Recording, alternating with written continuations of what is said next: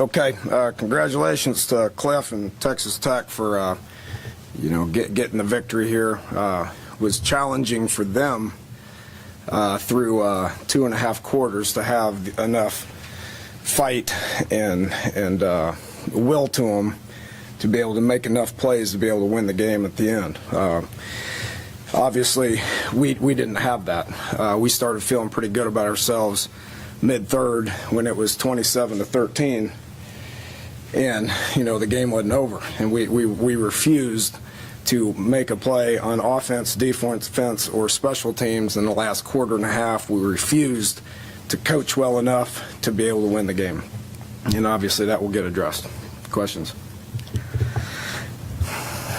Offensively, what did go wrong those last quarter and a half? I don't know. They probably played harder than we did, probably called better plays. We called the same plays in the last quarter and a half than we did in the first 2.5 quarters. First quarter was bad. Fourth quarter was awful. For 2 quarters, it started resembling offensive football. That needs to be, it's what it needs to look like. Did we get better offensively? Look better in spurts, yes. But when you end the game with 5 3-and-outs, I think everybody would agree it's as bad as it can possibly get offensively. And obviously the most crucial time of the game. That's when you'd like to see defense rise up and make a stop, and we refused to do that to the point where it would help us win. Talk about Amaro and what he was able to do. Obviously, it was a focal point for you guys heading into the week. Can't cover him. Even when you cover him, he still makes plays. He's a great player. For the most part of his 9 catches, we were able to get him down, but a couple times we were not able to get him down, and he's going to make you pay. He's a great player. I got a good plan as far as getting him involved. Even when you cover him, he's still open. He's just so big, skilled. Dana, when you got here, you talked about the defense and getting them in shape for the Big 12. What about the offense? Do you feel like they might have tired out at the end there? Our tempo is the best it's been all year. Are we used to doing that? No. Did I feel like that affected us? I don't. I don't. We started getting into a rhythm. We had a lot of plays. We ended with 82, but when you finish your last 5 drives with 5 3-and-outs, up until that point, we had a lot of plays. So our tempo is good all the way up until the mid-third. Defensively, we don't have depth. We're scared to put in other guys, which is tough when you're defending 80-some plays a game. Do you like what you got out of Charles and Dravius in the running game? What's that? Do you like what you got out of Charles and Dravius in the running game? For 2.5 quarters, yes, and then we couldn't get a first down. So 2.5 quarters, yes. Didn't have the fight and the will to want to win, the will to finish blocks and it's not just up front; it's perimeter stuff as well. Did they tell you anything to?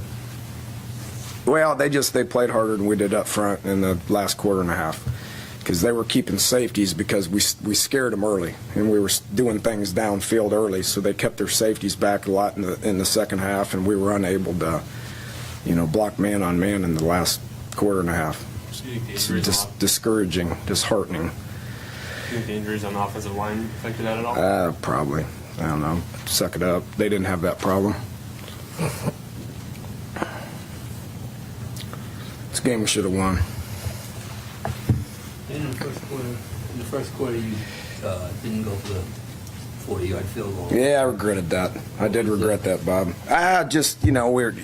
We were moving the ball, and then the penalties just kept backing us up. Whether you agree with them, whether you don't, you got to keep playing, and we did. So we were moving the ball, so I felt good about where we're at offensively. It was about a 48, 49-yard field goal. I do regret that decision. I should have kicked it. What was my thinking at that point was I just felt good about moving the ball, and I just saw them take it right down and score 2 times in a row. So I figured the touchdowns were going to be, important. Should have kicked the field goal, but the reasoning I didn't is that is 4th and 2 or whatever it was, and we were moving the ball okay, so I felt good about going for it. It was not the correct decision. Your thoughts on Clint? Have to look at it for sure. I thought he was jittery early, and then once he settled down, Thought he handled that. The communication was great. That's one thing that we've been really focused on. The communication was good. There wasn't a delay, in the communication between me and him and everybody else. He's done a good job with that. The play calling I thought was fine. I thought he was, operating okay. Had some drops. Still, I don't know what he completed. Better than what he's been doing.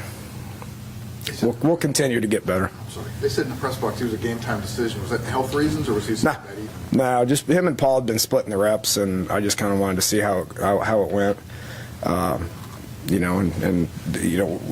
through the, not the first couple of drives, but the drives after that, we were moving the ball and scoring a little bit, so I felt pretty good about it. Aside from X's and O's, it sounds like you're more disappointed with the effort.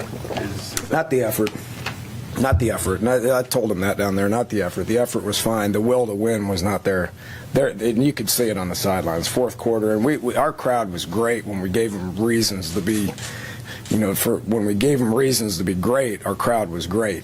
The second quarter, third quarter, it was tremendous.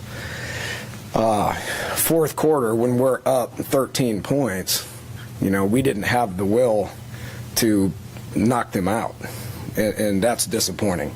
And they had the will to want to win a little bit more than we did, and that starts with me. Okay, anything else, Coach? All right, thanks. All right, thanks.